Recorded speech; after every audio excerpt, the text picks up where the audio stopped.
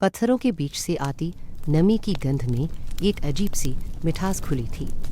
पहाड़ों की ऊंचाइयों से नीचे उतरती हवा में ऐसी ठंडक थी जो शरीर को नहीं, सीधे आत्मा को छू जाती थी। धुंध इतनी घनी थी कि दूर खड़ा व्यक्ति भी धुंधला प्रतीत होता। पर्वतों की चोटियां बादलों से ढकी थी और उनके परे सूर्य की हल्की आभा तैर रही थी, जैसे कोई धीमी जलती दीप शिखा जो हवा के हर झोंके के साथ झिलमिलाती हो। वहाँ उस मौन अदृश्य विस्तार में माचू पिचू फैला था, एक नगर जो समय की पकड़ से बहुत पहले ही निकल चुका था। उस क्षण में कोई भी आवाज़ तेज नहीं थी, बस पहाड़ियों के बीच बहती हल्की सिसकियों जैसी हवा और छिपी हुई चिड़ियों की कोमल पुकारें। पत्थरों पर ओस की बूंदें चमकतीं और जब कोई किरण उन पर गिरती तो वे मानो किसी पुरानी स्मृति का चलचित्र बन जाती। सूर्य अभी पूर्ण रूप से नहीं निकला था, पर उसका रंग पर्वतों की ढलानों से धीरे धीरे उतरने लगा था। पत्थर की सीढ़ियों पर जमी धूल चमक उठी थी और माचू पिचू की दीवारें उस प्रकाश को इस तरह सूख रही थीं जैसे कोई वृद्ध व्यक्ति अपने पुराने दिनों की कहानियां सुनकर मौन मुस्कुरा उठे। हवा में फूलों की हल्की गंध थी, मगर यह गंध किसी बाग की नहीं बल्कि पहाड़ी जड़ी बूटियों की थी जो पत्थरों के बीच जमी नमी में पनपती थी। यह गंध धरती की गंध थी, पुरातन, स्थिर और गहरी। नगर के हृदय में एक खुला मैदान था जहाँ कभी लोग इकट्ठा होकर गीत गाते थे, अब वहाँ सिर्फ हवा गाती थी। पत्थरों से बनी सीढ़ियाँ उस मैदान के चारों ओर थीं, जैसे कोई विशाल अम्फीथिएटर, मगर बिना दर्शकों के, बिना तालियों के। केवल आकाश था जो सब देखता था। कहीं दूर पहाड़ी के शिखर पर एक टूटी दीवार के सहारे एक प्राचीन घड़ा रखा था, जिसमें अब धूल जमा हो चुकी थी। उसकी दरारों से गुजरती हवा से एक हल्की सी ध्वनि निकलती जो हर झोंके के साथ बदल जाती, कभी फुसफुसाहट, कभी मंद स्वर, कभी सांस जैसी लय। लगता जैसे नगर अब भी जी रहा हो, बस बहुत गहरी नींद में हो। हर पत्थर जैसे किसी अदृश्य कला से तराशा गया था, उनमें कोई जोड़ नहीं दिखता, फिर भी वे सदियों से एक दूसरे से जुड़े थे। यह जुड़ाव इतना स्वाभाविक था जैसे धरती ने स्वयं उन्हें इस रूप में गढ़ दिया हो। पत्थर की उन दीवारों में न जाने कितनी पीढ़ियों की आहें और प्रार्थनाएं कैद थीं। ऐसा लगता था मानो किसी दिन यहाँ लोगों की हंसी की गूंज पूरे नगर में दौड़ती रही होगी। बच्चों की दौड़, स्त्रियों की बातें, जलपात्रों की आवाज़ें। अब बस हवा थी जो उन अनसुनी आवाज़ों के साथ खेल रही थी। तो नगर एक स्वप्न की भांति उभर कर सामने आया। धुंध हटते ही माचू पिचू की सीमाएं स्पष्ट दिखने लगी। घरों की कतारें, छोटे देवालय, सीढ़ीदार खेत और पत्थरों से बनी नालियां जिनमें कभी जल बहता रहा होगा। पर अब सब स्थिर था, मौन था, फिर भी उस स्थिरता में एक अर्थ छिपा था, जैसे सब कुछ रुककर अपने भीतर देख रहा हो। माचू पिचू केवल एक नगर नहीं था, वह स्मृति का मंदिर था जहाँ समय अपने स्वयं के प्रतिबिंब को देखता था।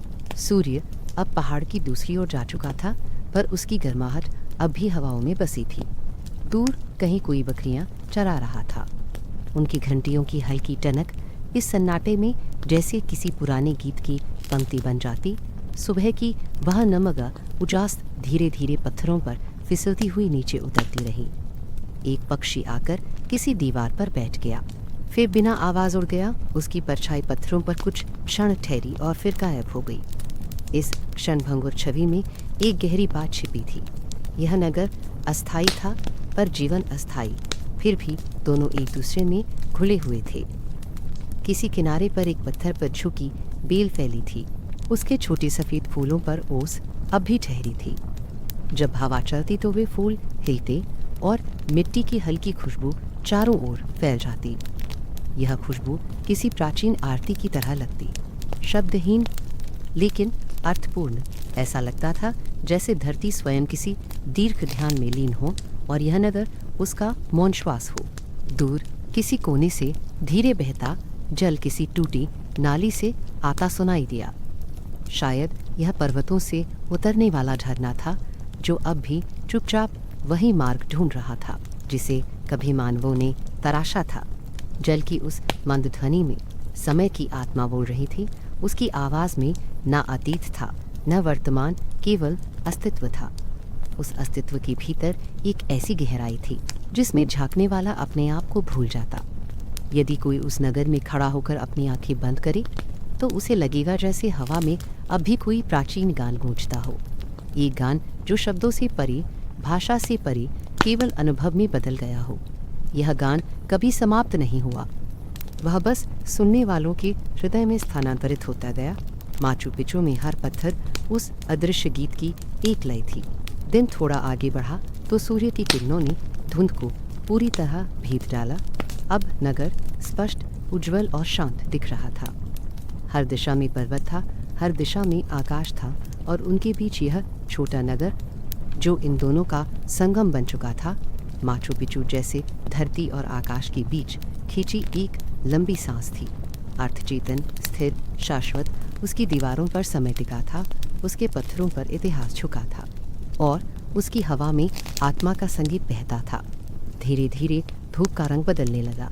अब वह सुनहरी से हल्की पीली हो चली थी। नगर के किनारों पर परछाइयाँ लंबी होती गईं। धुंध अब लौटने लगी, मानो दिन की अनुभूतियों को समेटकर फिर से नगर की गोद में सुला देना चाहती हो। माचू पिचू अपनी स्थिरता में एक गहरी थकान महसूस करता, और धुंध उसकी आंखों पर पर्दे की तरह गिरने लगती। और जब फिर से सब ढक गया तो ऐसा लगा जैसे कुछ कभी हुआ ही नहीं, केवल वही पुराना मौन बचा रहा।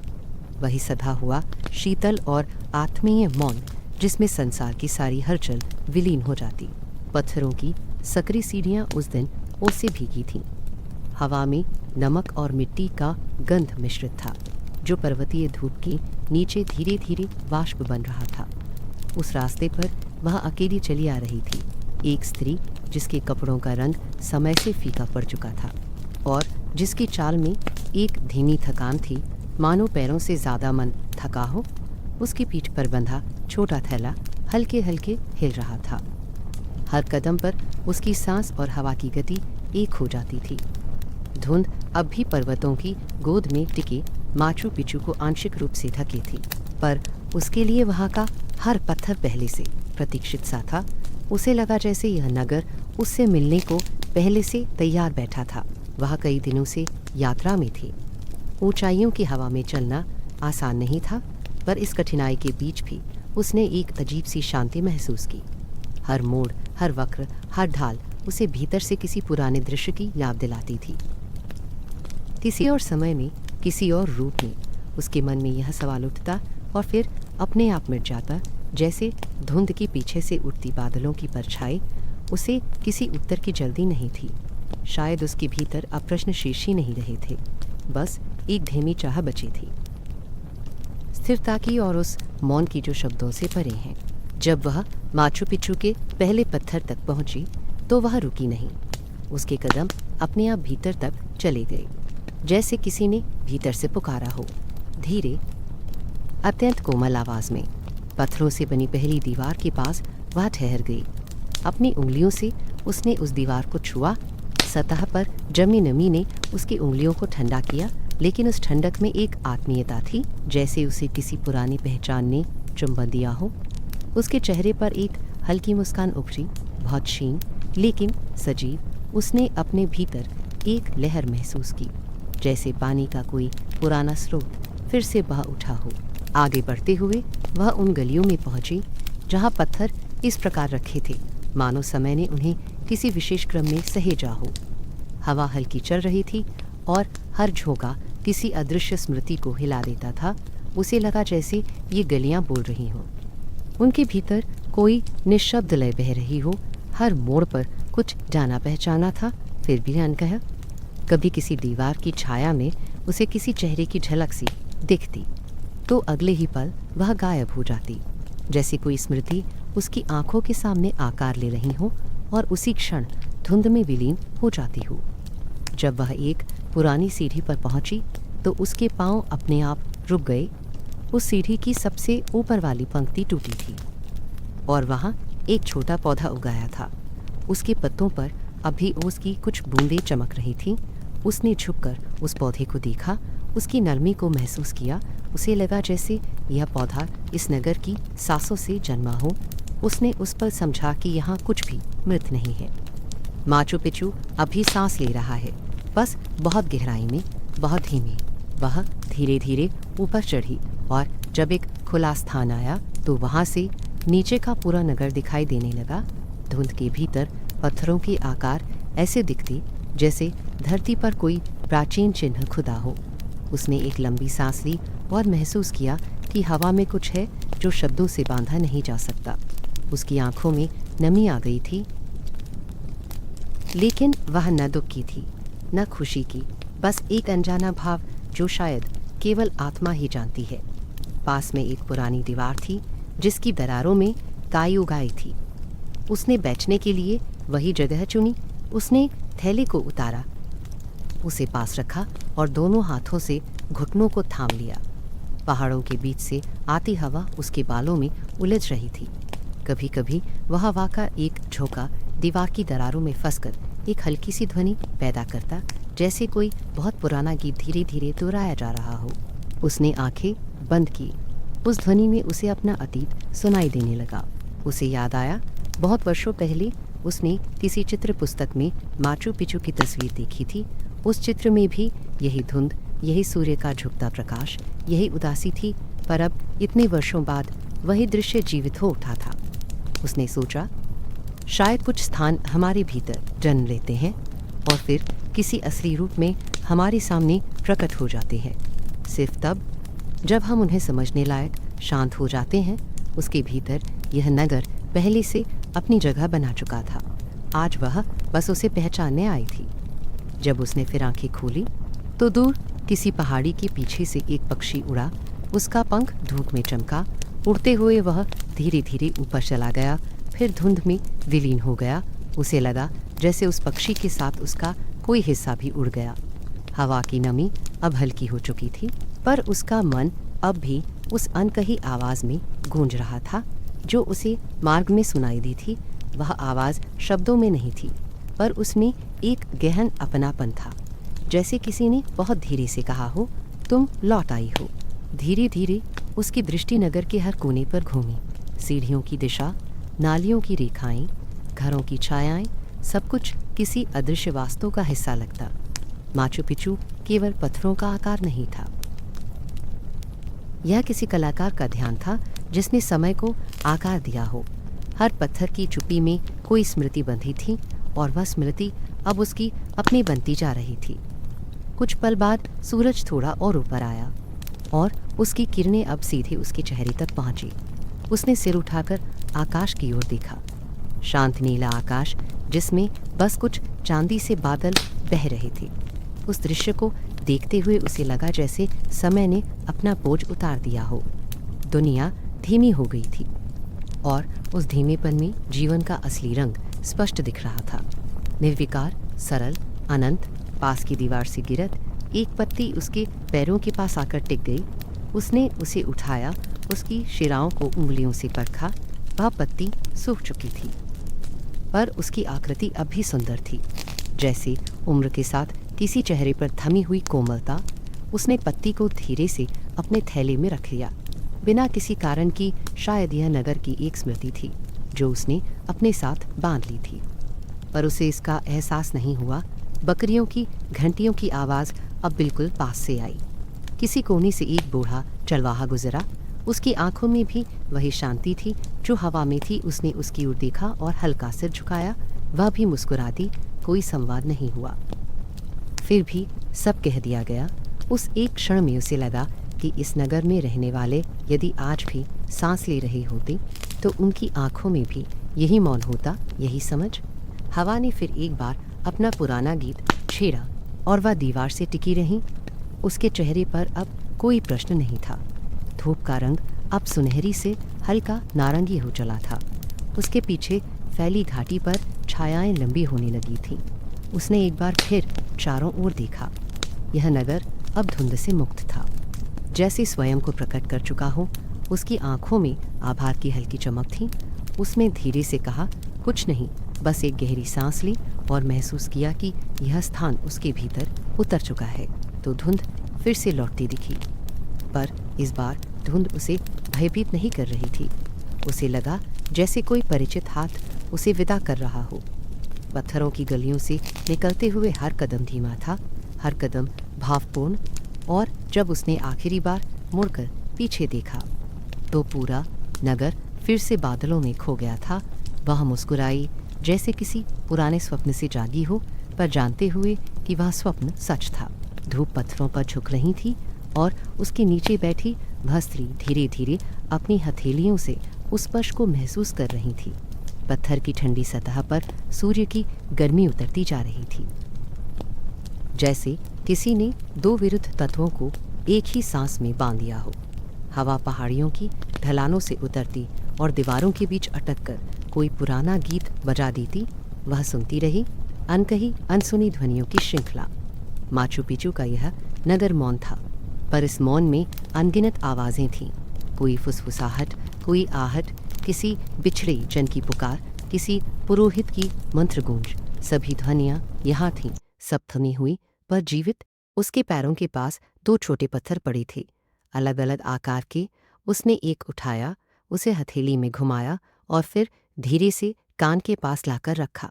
कुछ नहीं सुनाई दिया, फिर भी कुछ था, एक कंपन, एक अदृश्य सरगम जो उसकी कल्पना में फैलने लगी। उसने पत्थर को वापस जमीन पर रखा और देखा कि उसके स्पर्श की जगह पर हल्की नमी रह गई थी। उसे महसूस हुआ कि पत्थर ने उसके भीतर से कुछ खींच लिया हो और बदले में कुछ दे गया हो, जो शब्दों में नहीं रखा जा सकता। उसकी आंखों में प्रकाश छिलमिलाया, जैसे भीतर कोई दीवार अचानक चमक उठी हो।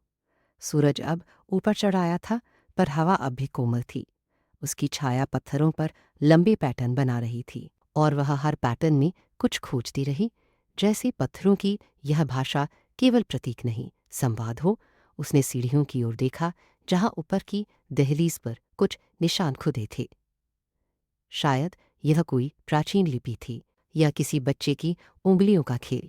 उसने उंगली से उन रेखाओं पर चलाया और उसके भीतर एक हल्की लहर उठी। प्रतीत हुआ जैसे ये रेखाएं शब्द नहीं, श्वास की तरह थीं, मनुष्य के अस्तित्व की लहरें जो इतने युगों बाद भी जीवित है। वह उठी और धीरे धीरे गलियारे की ओर बढ़ी।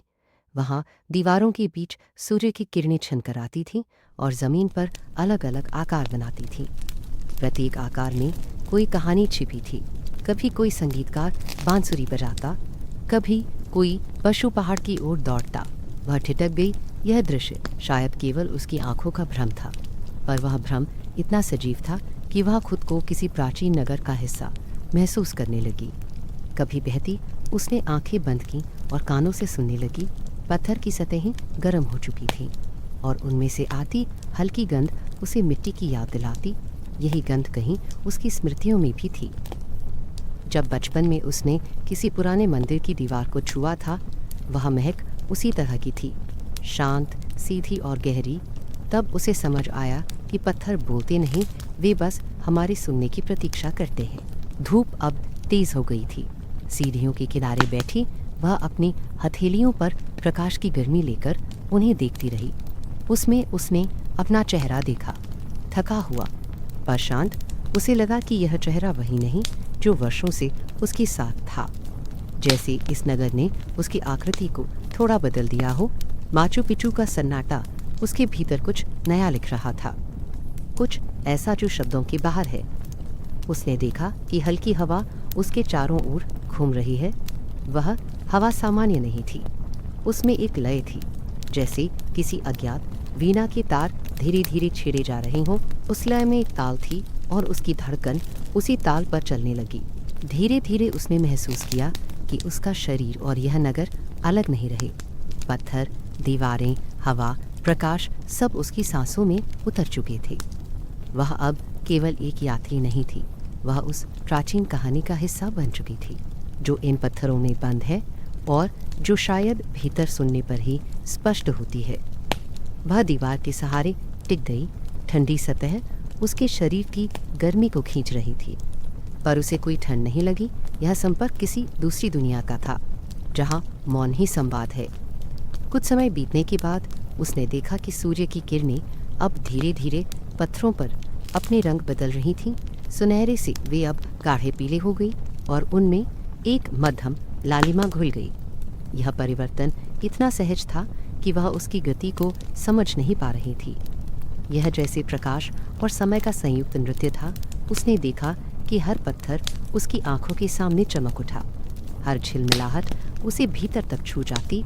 यही वह पल था जब उसे लगा कि शांति किसी शब्द में नहीं, किसी भाषा में नहीं, केवल इस क्षण में है जहाँ सब कुछ स्थिर होकर जीवित है। उसके सामने एक टूटी दीवार थी जिसमें अब छोटे छोटे पौधे उगाए थे। उनकी हरी पत्तियां सूर्य की उजाले में झिलमिला रही थीं। उसने उनमें नजरें दौड़ाईं और समझा कि पत्थर भी जीवन देते हैं जहां दीवार टूटी है, और हरियाली में नई सांसें हैं। उसे लगा जैसे यह नगर उसे कोई रहस्य बता रहा हो कि अंत केवल एक नया आरंभ है और मौन ही उस आरंभ की भूमि है। उसने गहरी सांस ली और सुना अपने भीतर की आवाज़। उसे लगा कि यह वही स्वर है जो पत्थरों से उठकर उस तक पहुंचा है। यह स्वर किसी मनुष्य का नहीं, समय का था, और समय ने भी जैसे कुछ कहा, धीरे, बिना शब्दों की, जैसे कोई धारा पत्थरों से टकराकर दिशाएं बदलती हो। अब उसे लगा कि माचू पिचू देखने का स्थान नहीं, महसूस करने का स्थान है। इसे आंखों से नहीं, हृदय से देखा जाता है। हवा की लहर फिर से चली और इस बार थोड़ी लंबी। उसके बाल उड़ने लगे। उसने सिर उठाकर पर्वतों की ओर देखा। वे भी उसी भाषा में बोल रहे थे। निस्तब्धता की भाषा में उनकी आकृतियां स्थिर थीं, लेकिन उनमें गति थी। सूरज अब उनके पीछे झुक रहा था। पत्थरों पर फैलते प्रकाश की आभा अब सोने जैसी हो गई थी। वह धीरे से मुस्कुराई। यह मुस्कान किसी बाहरी आनंद की नहीं थी, यह उस शांति की थी जो भीतर उतरकर शब्दहीन बन जाती है। धीरे धीरे आकाश का रंग बदलने लगा। हवा अब ठंडी हो चली थी। उसने अपने हाथों को धीरे से जोड़ा और माचू पिचू की ओर एक क्षण के लिए देखा। वहाँ की दीवारें अब भी चमक रही थीं, जैसे उनमें अब भी धूप टिकी हो। उसने सोचा कि शायद ये पत्थर रात में भी बोलते होंगे, चांदनी में, हवा की धीमी फुसफुसाहट के साथ। यह नगर तब भी जागता होगा, अपने मौन में, अपनी लय में। वह बहुत देर तक वहीं बैठी रही, जब तक कि हवा की गति बिल्कुल धीमी नहीं हो गई। फिर उठकर उसने अंतिम बार अपने चारों ओर देखा। हर दिशा में वही मौन था, पर अब यह मौन अलग था। यह भय का नहीं, आत्मीयता का था। उसने एक बार फिर दीवार को छुआ, जैसे किसी प्रिय से विदा ले रही हो। पत्थर की ठंडक अब भी वैसी ही थी, पर उसकी आत्मा में एक नई गर्मी भर आई थी। जब वह सीढ़ियाँ उतरने लगी तो हवा की ताल और उसकी चाल एक हो गई। उसके हर कदम के साथ ऐसा लगा जैसे नगर स्वयं उसे विदा कर रहा हो, न किसी शब्द से, न किसी दृश्य से, बस उस अदृश्य भाषा से जो केवल हृदय ही समझ सकता है। पत्थरों की पगडंडी पर चलते हुए उसने देखा कि रास्ता और संकीर्ण होता जा रहा है। दोनों ओर काई जमी दीवारें थीं, जिन पर सुबह की ओस ठहरी थी। ऊपर बादल इतने नीचे आ गए थे कि हर कुछ पलों में उनकी सफ़ेद परछाइयाँ उसके चेहरे को स्पर्श कर जाती। हवा में मिट्टी, गीले पत्तों और किसी अनकहे इतिहास की गंध थी। उसने अपनी चाल धीमी कर दी, क्योंकि अब दूर से एक खंडहर सा रूप उभरने लगा था। वह प्राचीन मंदिर था जिसके बारे में पहाड़ी लोग कहते थे कि वहाँ कभी सूर्योदय से पहले साधक आराधना करते थे, पर अब उस आराधना के स्थान पर सन्नाटा था, गहरा, जीवित, प्रतीक्षारत। जब वह मंदिर के निकट पहुंची तो हवा का तापमान थोड़ा बदल गया। ऐसा लगा जैसे इस स्थान पर समय का बहाव कुछ और ही था, धीमा, विचारमग्न, मौन। प्रवेश के दोनों ओर दो विशाल खंभे खड़े थे, जिन पर पुरानी आकृतियां अब धुंधली पड़ी थीं। पत्थर की उन मूर्तियों के चेहरे घिस चुके थे, पर उनके भीतर की मुद्रा आज भी स्थिर थी, मानो वे अब भी किसी आरती की प्रतीक्षा में खड़ी हों। उसने दरवाजे के भीतर झांका। भीतर अंधकार था, पर उस अंधकार में भी एक प्रकार की रोशनी थी, एक गहराई जो देखने वाले को भीतर खींच ले। वह धीरे धीरे अंदर गई। जमीन पर जमे धूल के कण उसके पैरों से उड़कर हवा में तैरने लगे। हर कदम की आवाज़ चारों दीवारों से टकराकर लौट रही थी, मंद लहराती, फिर विलीन। उसे ऐसा लगा जैसे ये दीवारें अब भी वही पुरानी मंत्र ध्वनियाँ संजोए हुए हैं जो कभी साधकों के होठी से निकली होंगी। उसने अपना हाथ एक दीवार पर रखा। वह दीवार ठंडी थी, पर उसके भीतर से कोई गर्म कंपन ऊपर की ओर बह रहा था, जैसे किसी अदृश्य ज्वाला का अवशेष अब भी वहाँ टिका हो। छत टूटी हुई थी। धूप की पतली किरणें भीतर उतर रही थीं और उस बिखरी रोशनी में पत्थर के कण सुनहरे लगने लगे थे। सामने की दीवार पर एक बहुत पुरानी नक्काशी थी, किसी व्यक्ति की जो हाथ जोड़े शांत बैठा था। उसके चेहरे की रेखाएं लगभग मिट चुकी थीं, पर उसका मौन अब भी स्पष्ट था। उस शांत मुद्रा को देखकर यात्री ने स्वयं को उस रूप में कल्पना किया। उसने बाहर से आती हवा के साथ सांस ली और महसूस किया कि सांस केवल हवा नहीं, कोई प्राचीन स्वर भीतर ले जा रही है। यही वह क्षण था जब उसे पहली बार उस ध्वनि का एहसास हुआ, बहुत दूर से आती, बहुत धीमी सी। वह ध्वनि हवा की नहीं थी, न किसी नदी की, वह कुछ और थी, जैसे समय के भीतर छिपी कोई प्रार्थना जो अब भी पत्थरों में घूम रही हो। उसने आंखें बंद की, उस ध्वनि में लाए थी, पर कोई शब्द नहीं।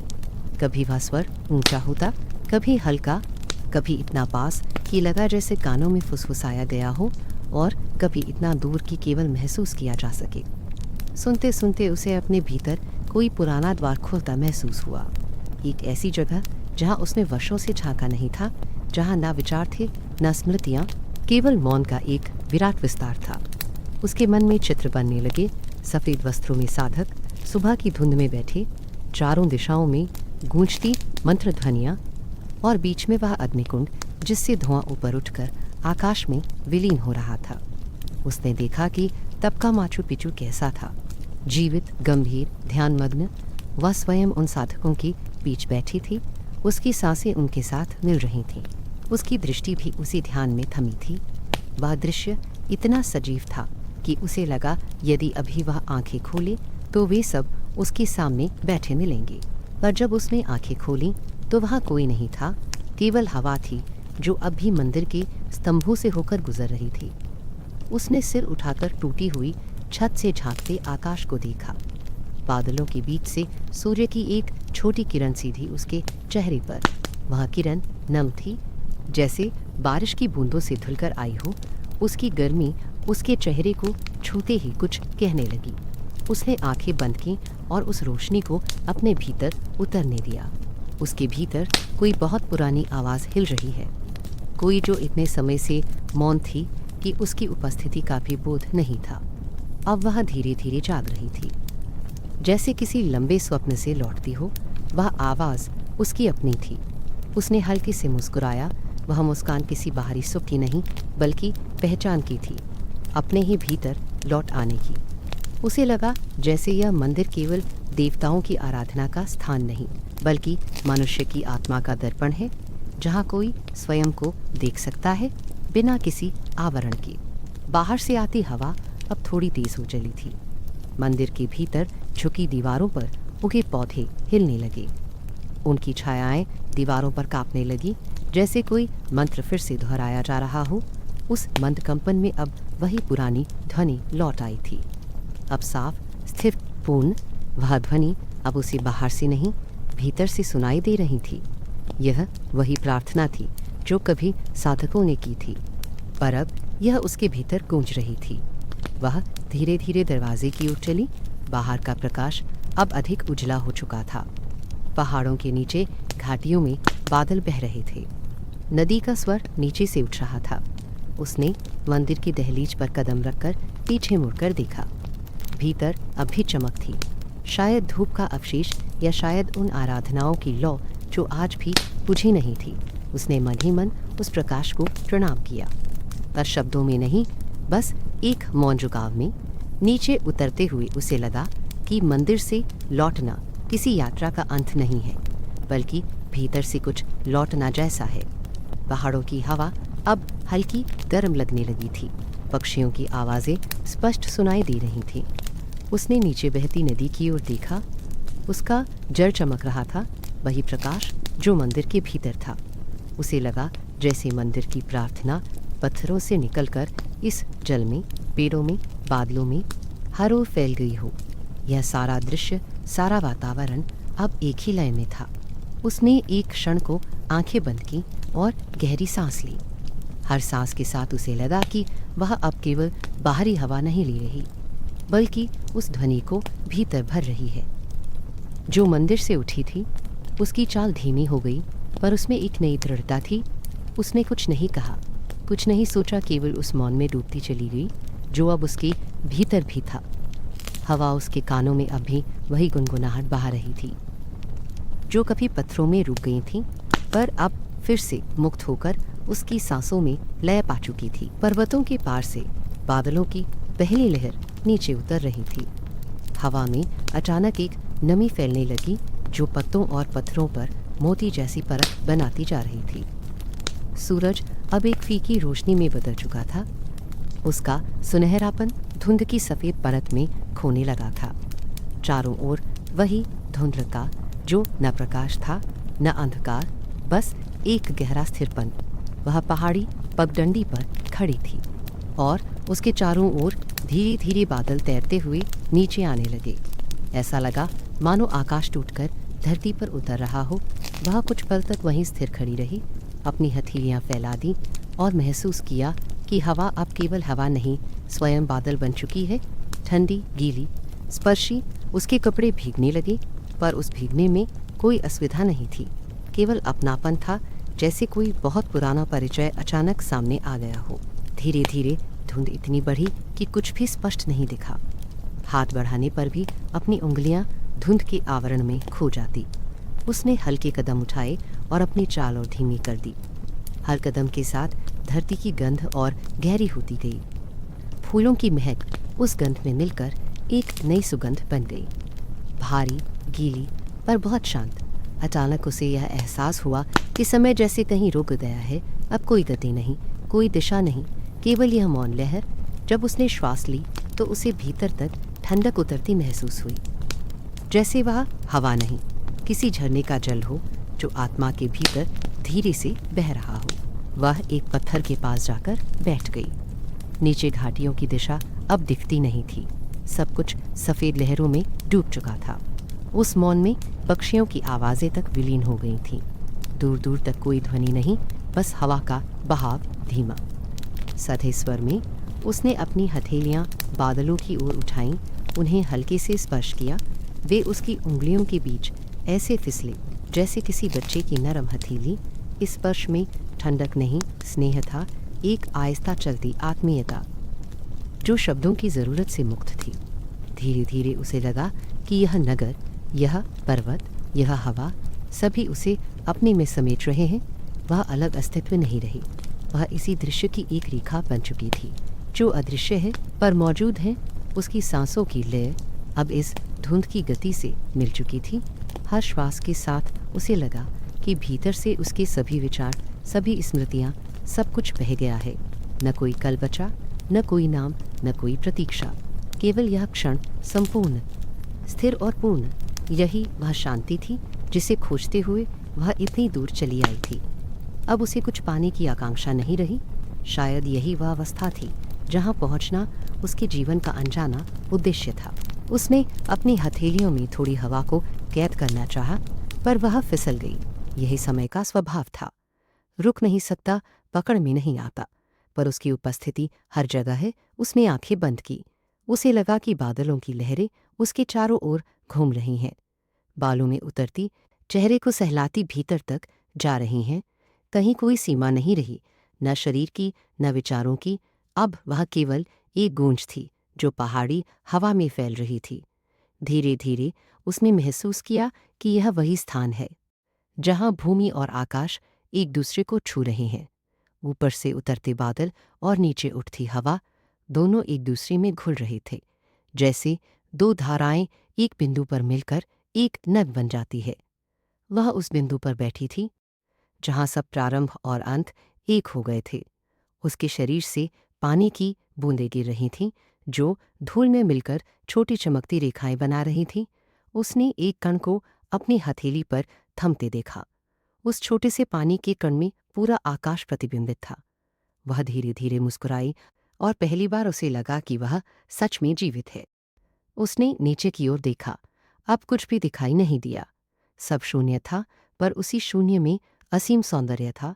हवा ने उसे घेर लिया, मानो कोई नर्म ओढ़नी जिसमें उसने खुद को पूरी तरह समर्पित कर दिया। उसका सिर अब धुंध की कोमल परत से ढका था। उसने आंखें खोली, हर दिशा समान दिखी, न ऊपर न नीचे न चारों ओर, सब एक। समय और स्थान का बोध मिट गया, और जो बचा वह था शुद्ध अनुभव। उसने महसूस किया कि यह अनुभव सुनने, देखने, सोचने से नहीं, बल्कि अस्तित्व में विलीन होने से आता है। जैसे कोई पर्वत भीतर ही भीतर बोल उठा हो। उस आवाज़ में भय नहीं था। वह इतनी धीमी थी कि सुनने के लिए ध्यान देना पड़ता था। यह गरज भी उसी मौन की भाषा थी, निनाद जो बताता नहीं, केवल स्मरण कराता है कि जीवन और प्रकृति का रहस्य एक ही है। बादल और नीचे उतरे माचू पिचू की दीवारें अब एक सपने की तरह दिख रही थीं, जैसे हवा में लहराता प्रतिबिंब। उसने सीढ़ियों की दिशा पकड़ी, कुछ कदम चले, फिर रुक गई। चलते चलते उसे एहसास हुआ कि वह पैरों से नहीं, बादलों पर चल रही है। हर कदम में कोई वजन नहीं था। धरती और आकाश दोनों उसका आधार बन गए थे। उसके भीतर एक हल्कापन उतर आया। उसने सिर उठाकर देखा। अब आकाश से अलग किसी ऊंचाई की अनुभूति नहीं थी। सब कुछ एकमिक हो चुका था। थोड़ी ठंडी हो गई थी। उसने अपने दोनों हाथ सीने पर रखे, मानो इस क्षण को रोकना चाहती हो। उसे लगा कि माचू पिचू की आत्मा स्पर्श में समाई है। यह वही क्षण था जो हर यात्री के भीतर सदा जीवित रहता है। वह क्षण जब पहाड़ सांस लेते हैं और मनुष्य शांत हो जाता है। वह धीरे से झुकी। धरती के पास वहाँ छोटी छोटी घासें थीं, जिन पर पानी की बूंदें झिलमिला रही थी। उसने उनमें से एक पर उंगली रखी और वह बूंद कांपकर गिर पड़ी। पर जैसे ही वह धरती से मिली, दूसरी बूंद उसके स्थान पर चमक उठी। वह मुस्कुराई, क्योंकि यह दृश्य उसके भीतर कुछ कह गया। धीरे धीरे धुंध और गहरी होने लगी। अब केवल कुछ कदम दूर का स्थान भी अदृश्य था। भीतर एक शांति थी, बाहर एक मौन, और उस मौन में उसे लगा जैसे माचू पिचू स्वयं उसे थाम रहा है। अपने पत्थरों, अपनी हवा और अपनी स्मृतियों से कोई सीमा नहीं रही, केवल एक विराट आलिंगन। उसने लंबी श्वास ली। उसमें पहाड़ों की ठंडक, धरती की नमी और आकाश की शुद्धता घुली हुई थी। यह श्वास अब केवल उसके शरीर में नहीं, उसकी आत्मा में चल रही थी। हवा धीरे धीरे शांत हुई। बादल कुछ ऊंचे उठने लगे।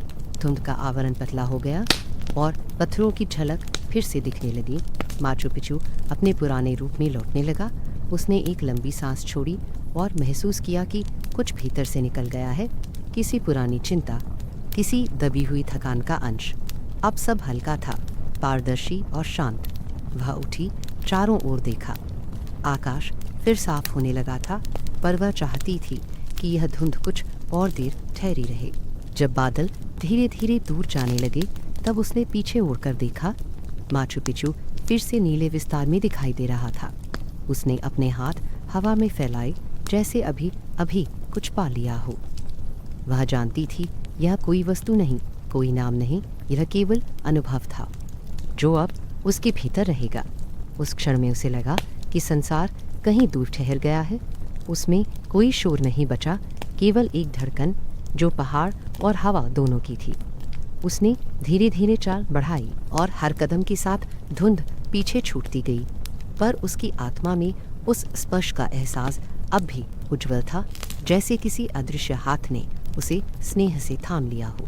रात का धुंधलका धीरे धीरे घाटियों में उतर रहा था। आसमान अब नीले से काले में विलीन हो गया था और उसके बीच दूर कहीं एक एक सितारा जागने लगा था।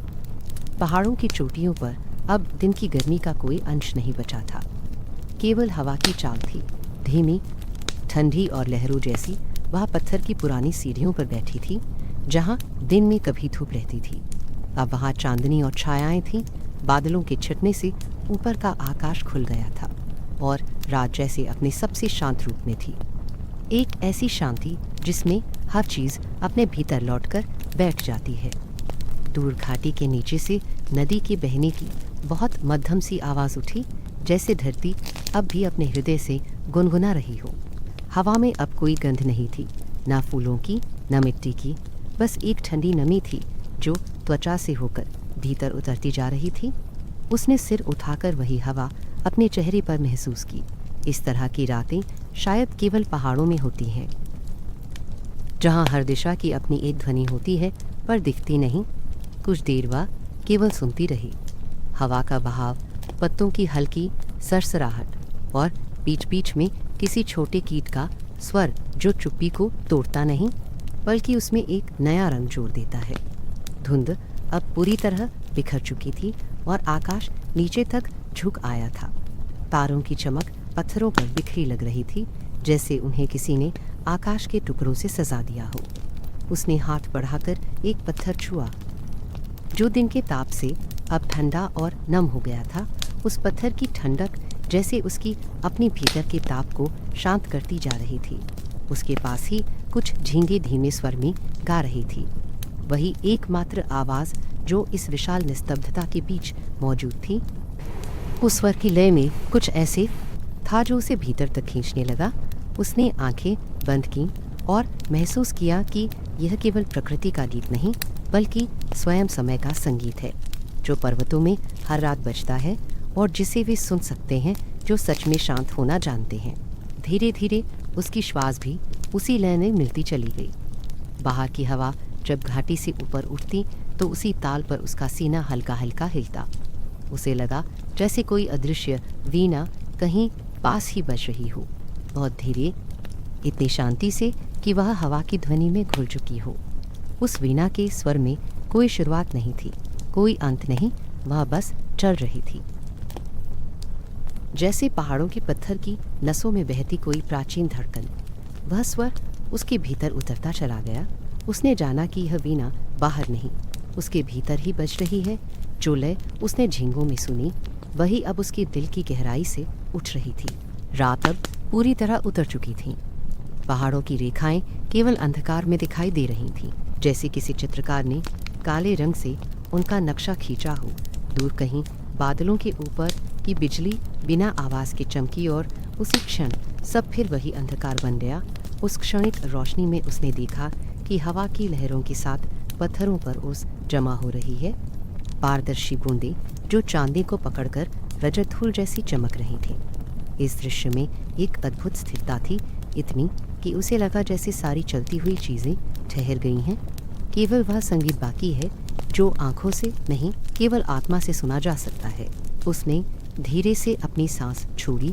उस सांस की ध्वनि मिलकर हवा में गायब हो गई। इतने लंबे समय बाद उसे लगा कि बोलने का अर्थ सिर्फ शब्दों में नहीं, मौन में भी होता है। कभी कभी अपनी खामोशी ही सबसे गहरी भाषा बन जाती है। उसने चुपचाप अपने चारों ओर देखा। हर दिशा में अंधकार था, पर डर नहीं। यह अंधकार किसी बंद दरवाजे का नहीं, किसी खुले आकाश का था। उसने स्मरण किया दिन में जब बादल उतरे थे, तब सब कुछ धुंधला हो गया था। अब जब धुंध उठ चुकी थी तो भी दुनिया एक जैसी लग रही थी, बस अब दृष्टि भीतर चली गई थी। उसके करीब एक पेड़ था जिसकी टहनियाँ हवा में धीरे धीरे हिल रही थी। उस हिलने की लय भी वैसी ही थी, मध्यम और संतुलित। उसने महसूस किया कि रात की हर वस्तु किसी संगीत के हिस्से की तरह व्यवस्थित है। हवा, पत्ते, पत्थर, झींगे, नदी, यहाँ तक कि उसका हृदय भी, सभी एक ताल में है। यह लय इतनी सूक्ष्म थी कि कोई चाहकर भी उसे तोड़ नहीं सकता था। उसने सिर नीचे झुकाया, बाहें घुटनों पर रखी और धीरे धीरे आंखें मूंद लीं। सब कुछ धुंधला हुआ, फिर मिट गया। केवल स्वर बाचा, एक सतत प्रवाह, जैसे किसी अज्ञात वाद्य का झंकार जो सृष्टि के हृदय से उठती हो। अब वह यह नहीं सोच रही थी कि वह कहाँ है। माचू पिचू अब केवल पत्थर का नगर नहीं रहा, वह एक जीवित प्राणी बन चुका था, जिसकी सांसें हवा में थीं, जिसकी धड़कन झींगों में बसी थी और जिसकी आत्मा इस संगीत में उसकी देह हल्की हो गई थी। जैसे उसका वजन मिट गया हो।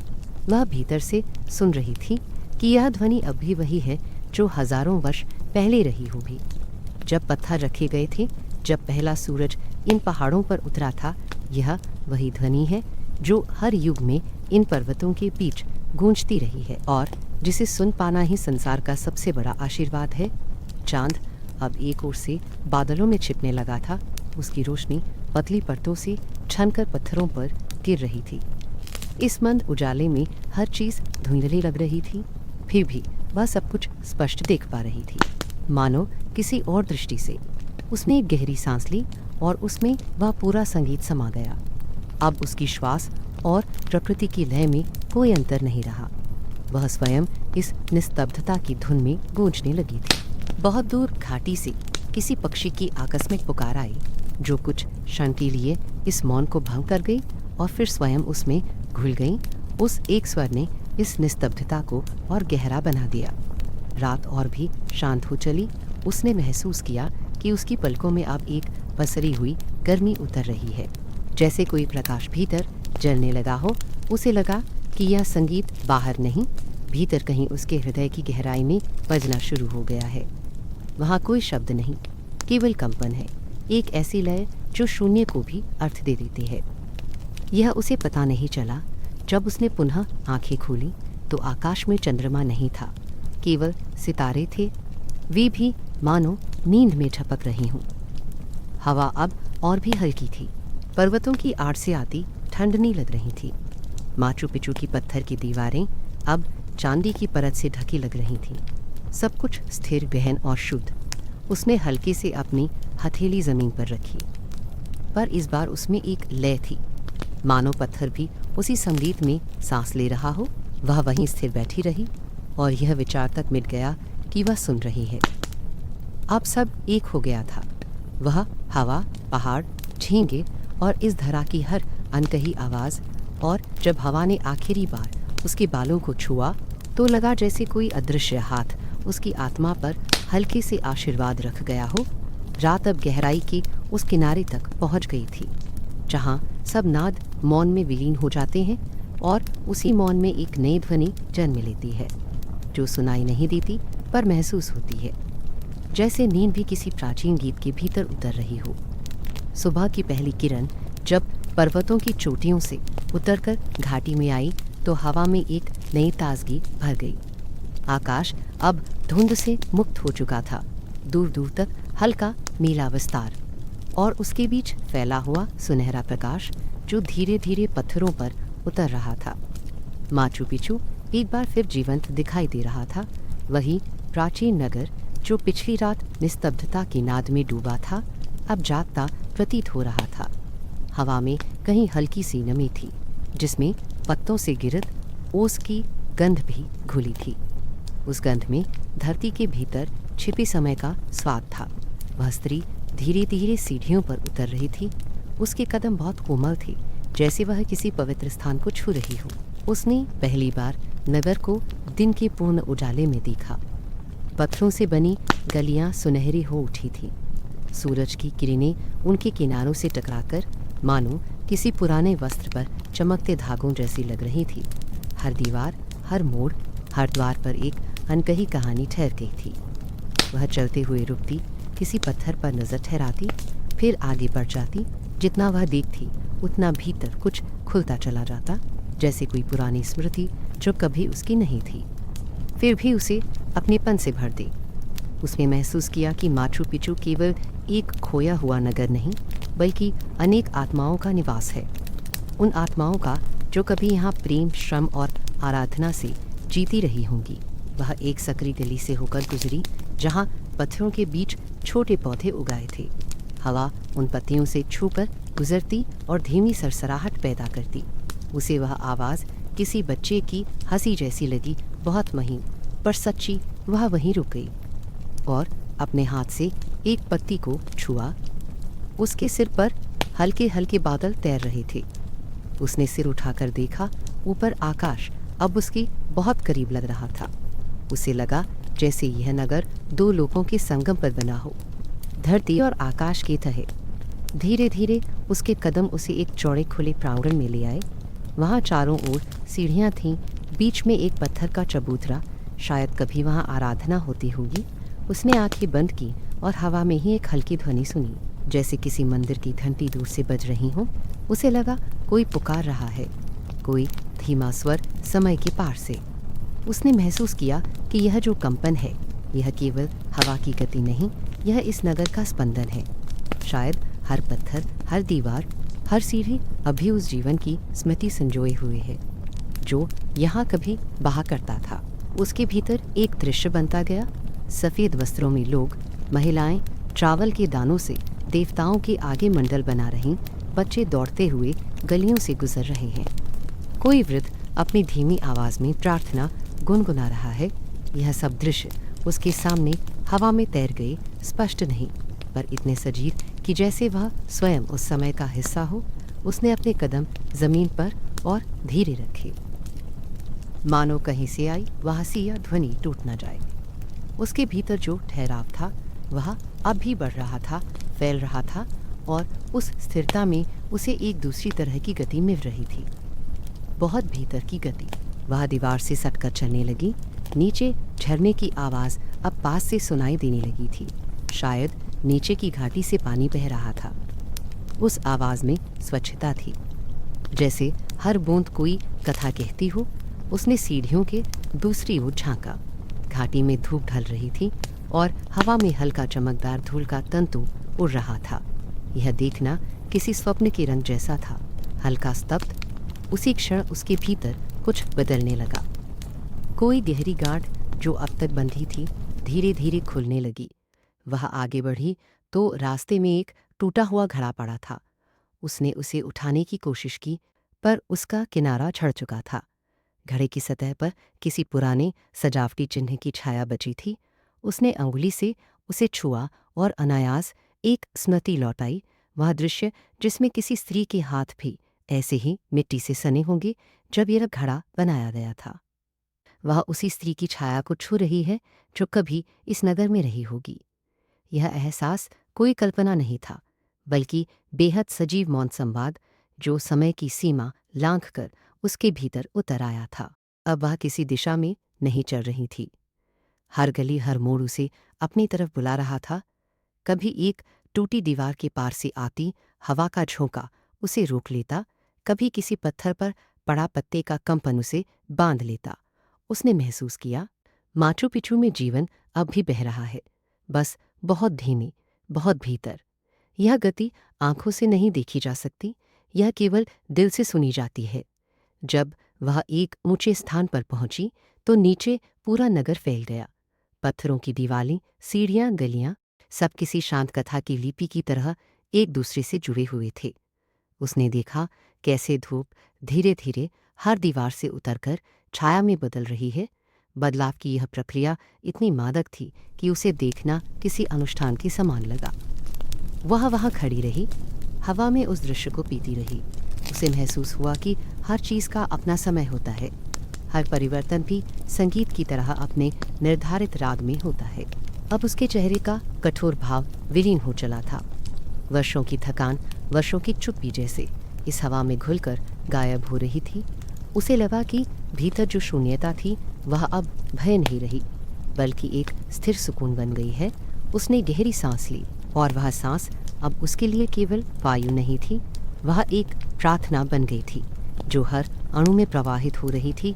उसने जाना कि शांति पर्वतों में नहीं, नदी में नहीं, इन पत्थरों में नहीं, बल्कि उसी मौन में है जो भीतर जन्म लेता है। तो सारी दिशाएं एक जैसी लगने लगती हैं, न शोर, न चाह, बस अस्तित्व। अब चलते हुए उसने महसूस किया कि उसका शरीर हल्का हो चुका है, जैसे कोई अदृश्य बोझ जिसे वह जाने अनजाने ढोती आई थी धीरे धीरे उतर गया हो। हृदय के भीतर वह शांतता अब केवल शांति नहीं रह गई थी, वह एक गहरी कृतज्ञता बन चुकी थी, जैसे किसी ने उसे अपनी बाहों में लेकर यह कहा हो, तुम लौट आई हो, यहाँ कोई अंत नहीं, केवल स्मृति है। सूरज अब ऊपर चढ़ाया था, धूप फिर से पत्थरों पर फैल गई थी, पर अब उस धूप में बसी गर्मी पहले जैसी नहीं थी। इसमें एक ठहराव था जो शायद उसी ने महसूस किया जिसने इस नगर के हृदय को छू लिया था। माचू पिचू अब उसके लिए केवल पहाड़ों के बीच छिपा नगर नहीं रहा, वह अब उसके अपने भीतर का हिस्सा बन गया था। हवा उसकी सांसों के साथ लय में बह रही थी, पत्थर के रंग अब उसकी आंखों में उतर आए थे। चलते हुए उसने पीछे मुड़कर देखा, पर अब उसे लगा कि पीछे कुछ भी नहीं है, क्योंकि जो देख लिया गया वह अब उससे अलग नहीं रहा। धीरे धीरे वह पगडंडी की ओर बढ़ी, जहाँ से नगर समाप्त होता था। दूर पर्वतों के ऊपर बादल फिर से जमा होने लगे थे, जैसे उन्हें यह दृश्य विदा देना हो। उसने एक क्षण रुककर आंखें बंद की और सिर झुका लिया। उसके भीतर अब ना कोई प्रश्न था, न कोई खोज, ना कोई दिशा, केवल एक मौन धड़कन थी जो समय से परे थी, और शायद उसी धड़कन का नाम शांति है। वह शांति जो कभी पर्वतों की गोद में नहीं मिलती, बल्कि भीतर की निस्तब्धता में जन्म लेती है। तब हवा में एक अप्रकट परिवर्तन फैलने लगा था। ठंड अब भी थी, पर उसमें एक कोमल गर्मी घुल चुकी थी, जो केवल भोर के क्षणों में होती है। धुंध का पर्दा धीरे धीरे हटने लगा था, और उसके भीतर से माचू पिचू का आकार प्रकट हो रहा था, मानो कोई सोया हुआ नगर धीरे धीरे जाग रहा हो। पत्थर जो रात भर चांदी की चांदनी में भीगते रहे थे, अब सुनहरे आलोक को ग्रहण करने के लिए तैयार थे। हवा ने अपनी गति धीमी कर दी थी, और दूर घाटी से आती पक्षियों की चहचहाहट ने पहली बार उस मौन को खंडित किया, जिसमें वह रात भर डूबी रही थी। वह सीढ़ियों पर खड़ी थी और सामने फैलते नगर को देख रही थी। उस क्षण सूरज की पहली किरण पर्वतों के पीछे से फूटी, न तीव्र, न चमकदार, बल्कि अत्यंत कोमल, जैसे किसी माँ की हथेली बच्चे के माथे पर धीरे से रुक जाए। वह प्रकाश पहले पत्थरों के ऊपरी कोनों को छूता गया, फिर दीवारों के बीच उतरता हुआ धीरे धीरे हर सतह पर फैलने लगा। नगर अब साधारण नहीं लग रहा था, वह किसी स्वप्न की वास्तविक देह बन चुका था। हर पत्थर पर सुनहरे रंग की नई जीवंतता आ गई थी, जैसे उनमें अब फिर से जीवन प्रवाहित हो गया हो। उसने अपनी हथेलियाँ फैलाईं और प्रकाश को छूने की कोशिश की। वह जानती थी कि प्रकाश छूने लायक नहीं, पर उसका स्पर्श फिर भी महसूस किया जा सकता है, त्वचा के बाहर नहीं भीतर। वह ठहरी रही, आंखें आधी बंद होकर उस आलोक को आत्मसात करने लगी। उसने जाना कि यह वही प्रकाश है जो कभी मानवों ने अपनी पहली प्रार्थना में देखा होगा। अंधकार और नवजीवन के मध्य का वह क्षण जब दुनिया की हर वस्तु अपने भीतर से उदित होती है। धीरे धीरे माचू पिचू का हर आकार सुनहरे रंग में ढल गया। दूर पर्वतों की चोटियां अब एक उजले प्रभामंडल से घिरी थीं। नीचे पत्थरों की नालियों में पानी चमक रहा था, और उसका प्रवाह सूर्य किरणों से आलोकित होकर किसी पारदर्शी दर्पण की तरह लग रहा था। उसने उस दिशा में नज़र दौड़ाई जहाँ कल धुंध थी। अब वहाँ प्रकाश अपना एक नया रूप ले चुका था। इन पहाड़ों के बीच उसने पहली बार देखा कि शांति किसी स्थिर वस्तु की तरह नहीं, वह अपने भीतर प्रवाहित होने वाली कोई आंतरिक सरिता है। प्रकाश जब फैला तो उसने महसूस किया कि उसके भीतर भी वही फैलाव हो रहा है। शरीर की हर नस, हर श्वास, हर विचार उस उजास से भर गया। वह नीचे की ओर बढ़ी। सीढ़ियों पर ओस अब पिघल चुकी थी। उसके पांवों के नीचे की नमी में सूर्य की गर्मी मिलकर एक अनुपम अनुभूति दे रही थी। उसे लगा कि उसके पैरों के नीचे स्वयं पृथ्वी ने उसकी थकान छीन ली है। पत्थरों की दीवारें अब उसे निर्जीव नहीं लग रही थी, वे उसके अपने हिस्से सी लग रही थीं, जैसे वह उनके भीतर की ऊर्जा को महसूस कर सकती हो। हवा जब घाटी के पार से उठकर आई तो उसने देखा कि वह प्रकाश की महीन धूल साथ लाई है। वह धूल उसके बालों में, उसके कपड़ों में बसती जा रही थी, जैसे सूर्य स्वयं उसे आलिंगन में ले चुका हो। अब सब कुछ स्पष्ट था। पहाड़, घाटियाँ, नगर और उन सब के बीच खड़ी वह।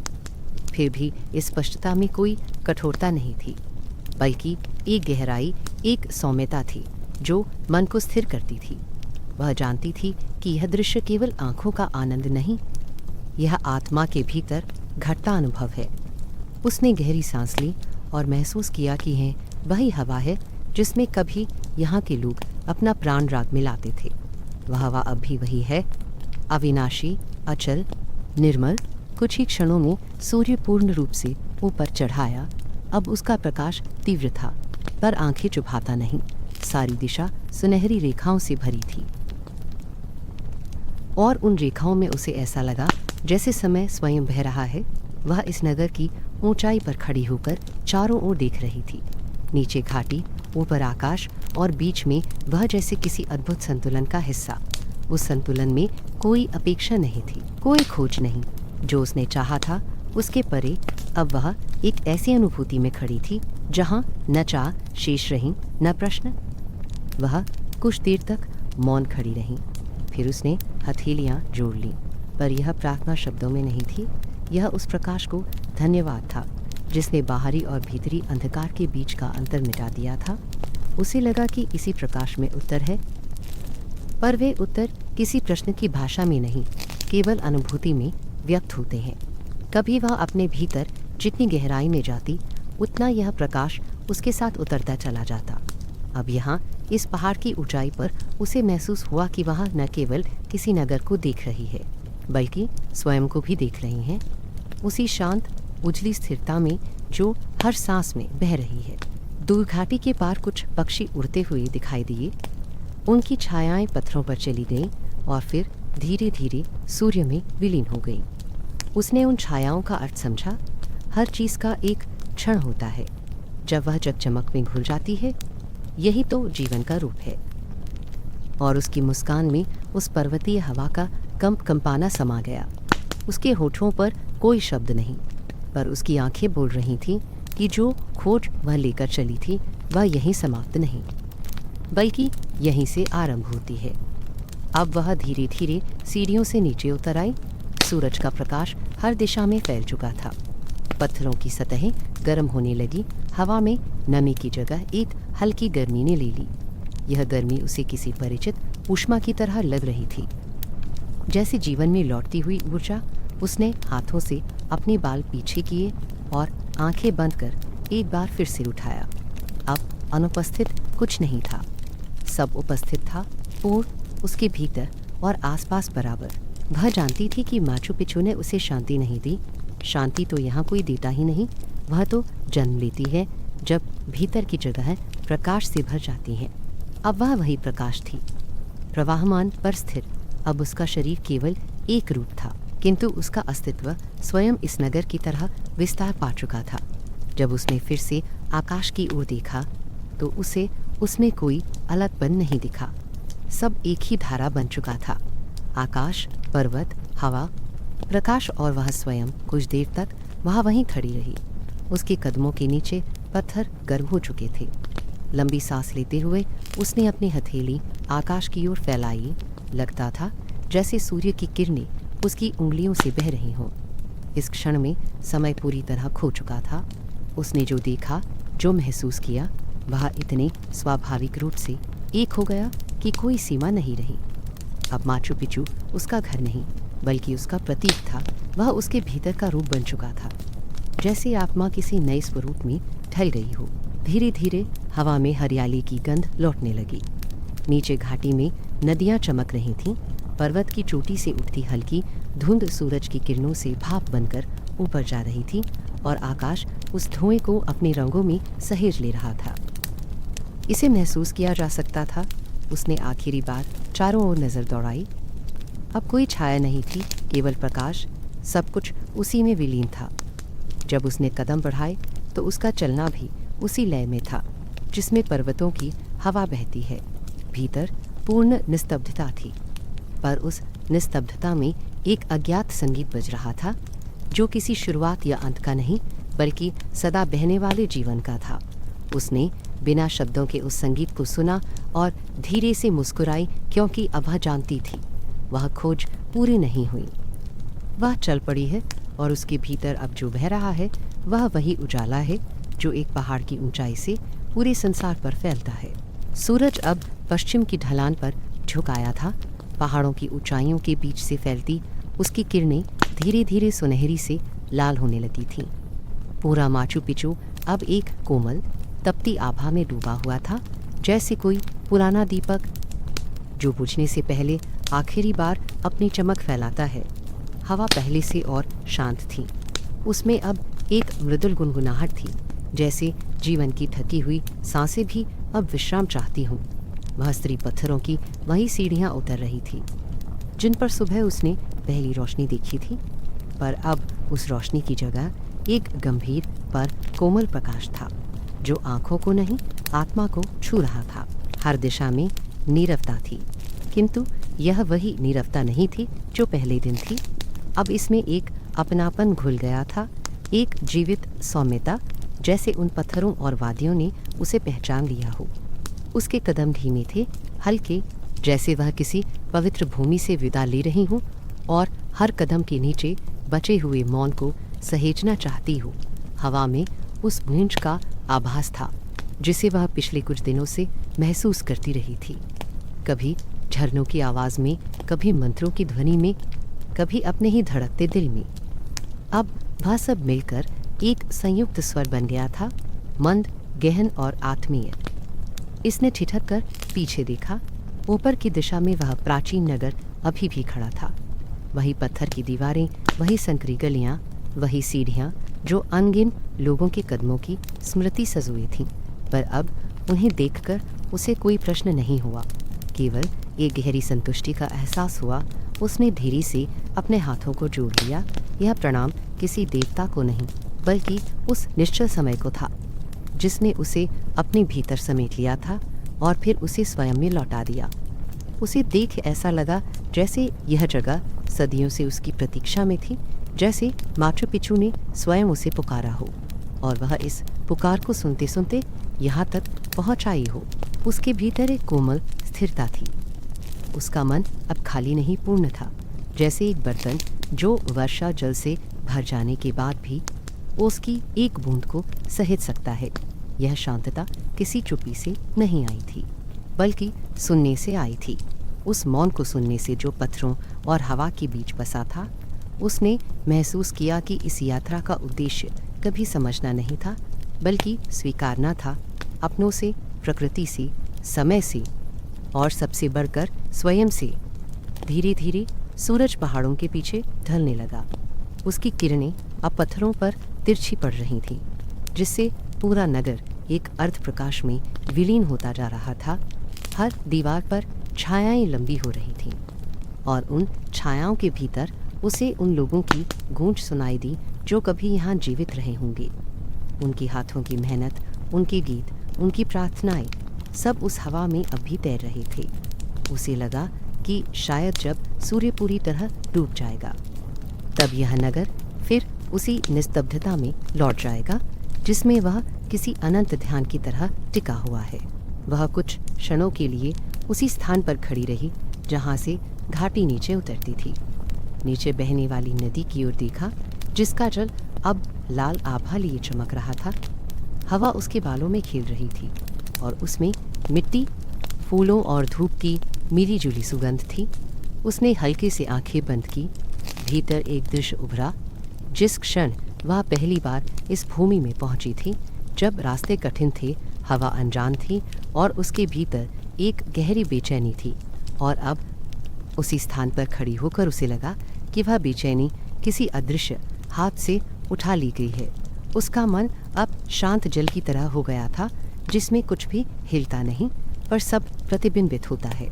वह जानती थी कि यह स्थान उसी के भीतर जीवित रहेगा। माचू पिचू अब केवल बाहरी नगर नहीं रहेगा, वह उसकी आत्मा का भूगोल बन गया है, जहाँ वह जब चाहे लौट सकती है, सिर्फ अपनी नज़रें बंद करके। उसने गहरी सांस ली।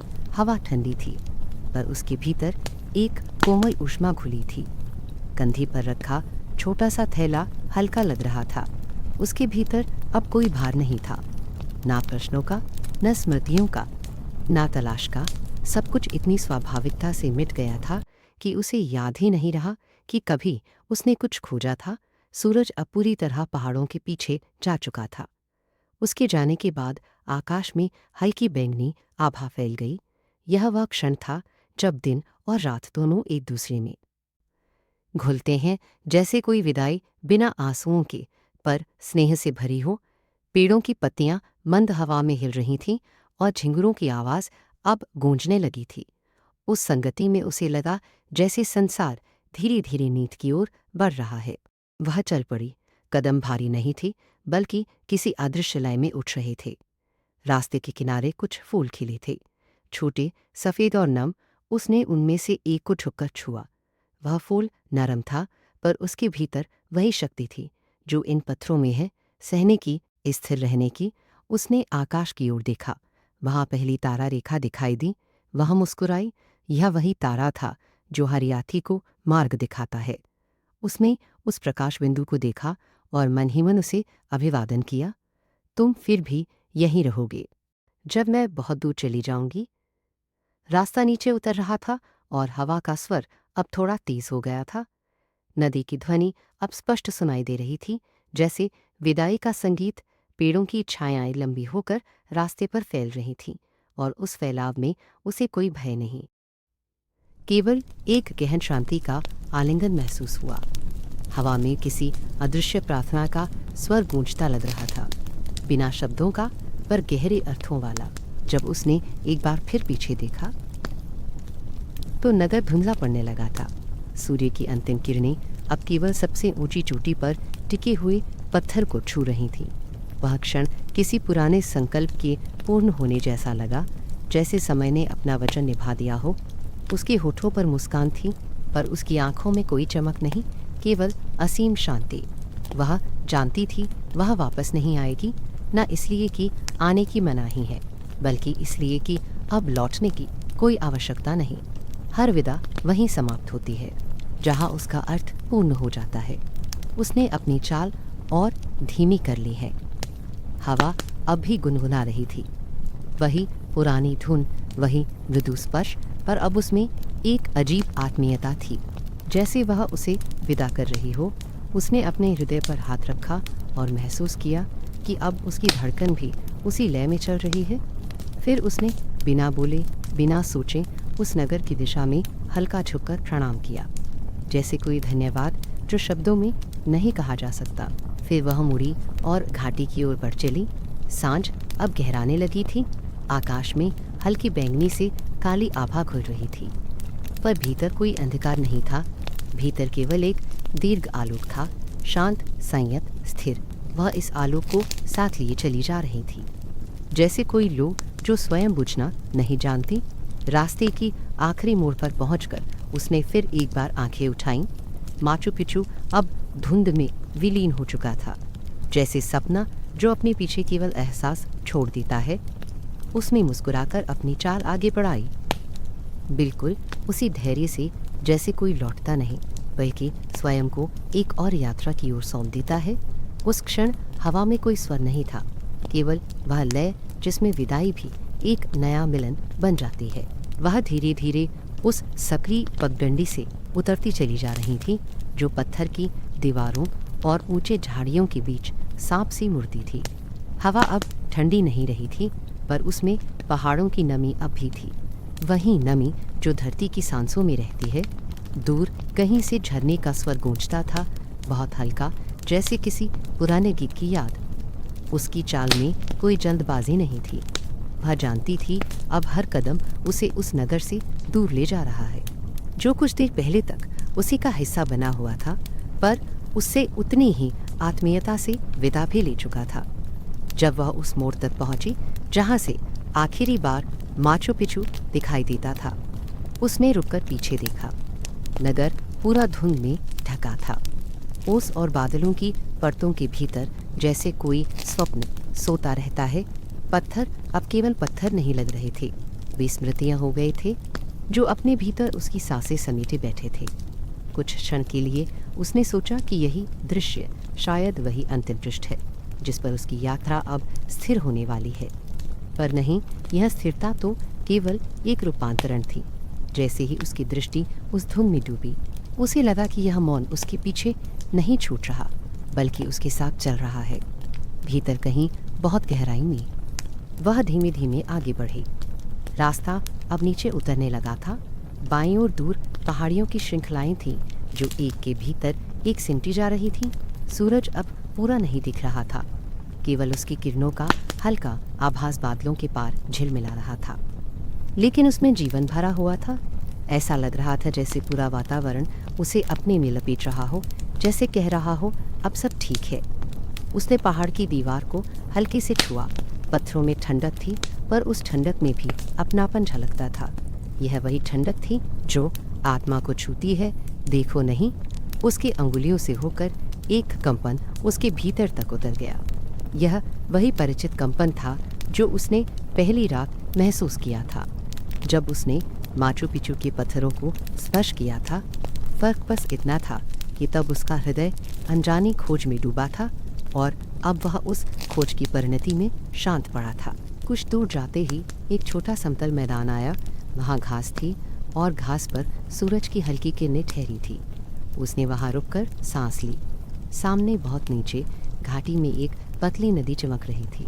उसका प्रवाह अब दिखाई तो नहीं दे रहा था, लेकिन उसकी गूंज हवा में थिरक रही थी।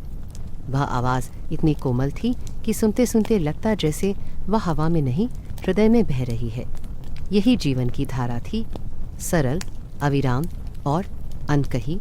उसने धीरे से अपनी थैली को जमीन पर रखा और घास पर बैठ गई। पीछे घना पर्वत था, आगे घाटी और बीच में वह स्वयं। उसे लगा वह किसी विशाल पल के केंद्र में बैठी है, जहाँ तमाम दिशाएं एक साथ चरम मौन की ओर बढ़ रही हैं। इस मौन में कोई खालीपन नहीं था। यह मौन तो भरा हुआ था, जैसे सारी अनुभूतियाँ, सारे शब्द, सारी यात्राएं इस मौन में जाकर अपना आकार बदल लेती हैं। उसके भीतर अब कोई वाद विवाद नहीं था, कोई प्रश्न नहीं। सब कुछ स्थिर था, एक प्रवाह में एकीकृत। उसने ऊपर देखा। आकाश अब बिल्कुल साफ हो गया था। धुंध की परतें पहाड़ों की ढलानों से उतरकर घाटी की ओर जा रही थी और उनके पीछे नीले आकाश की शुद्धता खुलती जा रही थी। यह दृश्य इतना शांत था कि उसे लगा जैसे कोई अदृश्य हाथ आकाश को धीरे धीरे साफ कर रहा हो, जिससे भीतर के रंग स्पष्ट दिखने लगे। उसने अपनी हथेलियां फैलाकर उस रोशनी को महसूस किया। उसमें गर्मी नहीं थी, वह किसी आशीर्वाद की तरह थी, अनुभव की, प्राप्ति की, स्वीकृति की। वह केवल एक बाहरी मार्ग नहीं था, वह भीतर के उस रास्ते की यात्रा थी जो शायद पहले से मौजूद था पर अब तक छूटा रहा था। माचू पिचू ने उसे शांति नहीं दी थी, उसने उसे उस शांति का अनुभव कराया जो हमेशा से उसमें थी, पर जो शब्दों और इच्छाओं की परतों के नीचे दब गई थी। अब वह मौन जो पीछे धुंध में रह गया था, उसके भीतर उतर आया था और उसकी सांसों में समा गया था। धीरे धीरे हवा की चाल बढ़ी, पेड़ों की शाखाएं लहराईं और दूर कहीं से एक पक्षी ने पुकारा। उस पुकार में कोई शुरुआत नहीं थी, कोई अंत नहीं, वह बस थी जैसे हर श्वास, हर लहर, हर जीवन की धड़कन।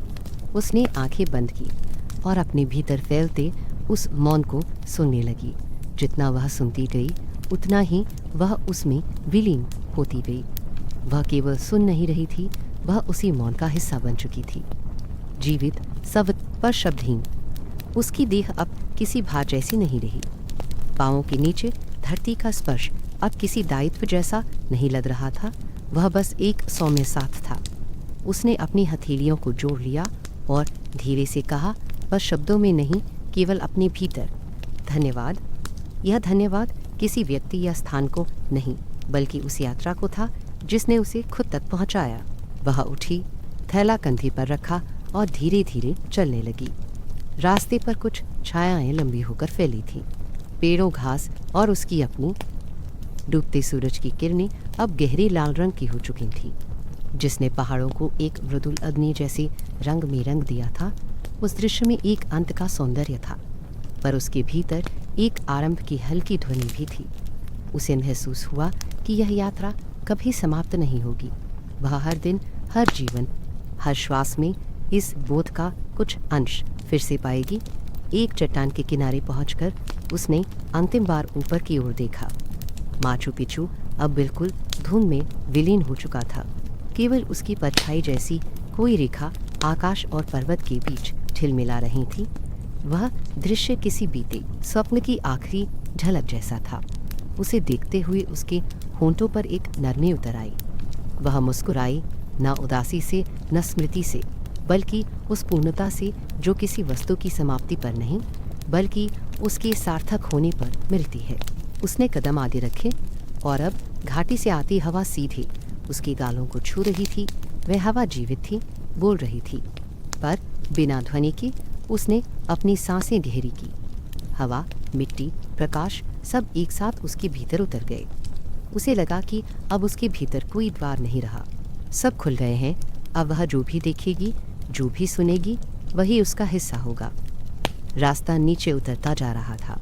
जैसे जैसे वह बढ़ती, नगर की गूंज पीछे छूटती जाती, पर एक दूसरी ध्वनि उसकी जगह लेती, झरने की, पत्तों की, पक्षियों की। यह प्रकृति का संगीत था, जो माचू पिचू के मौन की तरह ही अनंत था। हर स्वर में एक गहरापन था, पर उसी में प्रेम भी। उसने महसूस किया कि अब शांति और यात्रा अलग बातें नहीं रही, दोनों एक ही धारा है जहाँ अंत और आरंभ साथ बहते हैं। तो शाम पूरी तरह उतर आई थी। ऊपर आकाश में चमकते पहले तारे ने अपना स्थान लिया था। उसने वहीं रुककर एक बार फिर आंखें बंद की। उसके भीतर अब कोई दृश्य नहीं था, केवल एक व्यापक मौन था, इतना गहरा कि उसमें सांसें भी धीमी पड़ जाएं, और उसी मौन में वह विलीन हो गई, जैसे पहाड़ अपनी छाया में बहती हवा को समा लेता है। उस क्षण उसे लगा, यह यात्रा खत्म नहीं हुई, यह सात्विक प्रवाह अब हर सांस में चलता रहेगा। वह अब किसी मार्ग पर नहीं, बल्कि उस धारा में थी जहाँ नींद और शांति एक ही लय में बहती है, जहाँ सब कुछ मिटकर भी रह जाता है, जैसे पर्वतों की गोद में मौन जो कभी टूटा नहीं करता।